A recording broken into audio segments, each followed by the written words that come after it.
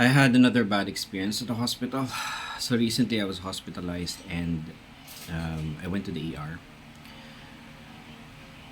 I spoke with the nurse who was doing a triage, and he asked me a couple of questions and I answered them. Then I went inside and I went to wait in the ER line and then wait for the doctor, spoke with the doctor, then they got the specialist, and the specialist asked the same questions. So it's a bad experience. So this time when I went around, this is how it happens a lot. This time when I went around, I listed my history of what happened. So somebody close to me got hospitalized. I was there having a routine checkup, and he bumped his head 10 times and was vomiting. I listed the times where he's vomited, and what I did was I uploaded to ChatGPT. And I told him for this project, track the history of this person. So every time my friend would throw up, I would list the time and it would register the time the person threw up. During the triage, I was saying, okay, this is his weight, this is his height, this is last recorded meal, he was vomiting, the type of vomiting, what was vomited. When I showed this, the triage nurse understood and it was easier for him to respond. When I went to the nurse line, there was one male nurse who said, I showed him like these are the times. So I asked GPT like, give me a summary of what happened that I can tell the physician.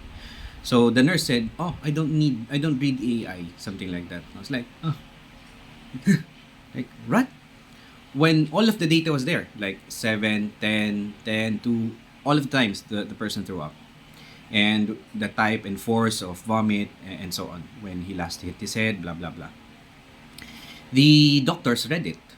And then the other specialists also read it. So this was a bad experience because not everybody knows that asking different times with different people, not recording it properly, will give an incomplete picture based on what is already written lang. So the triage person will be the base input, and the other teams will put on the medical records, but it's not complete all of the time because these people don't take complete notes. They have to, right? That's just how it is. Then I think this should be a lesson because I clearly know who are not going to be impacted by AI. I know people that will be impacted by AI. In this case, I wish people knew how to use AI practically, because in that case, it was practical for me for that person to know, anybody that I'm interacting, or healthcare person that I'm interacting, knows a summary of what's happening, what exact date is, what color vomit, blah, blah, blah, right? That's how you use ChatGPT for practical things in your life. It could be with your health. It could be with your period. It could be with when you last did something. You can upload images of your x-rays and how to interpret it.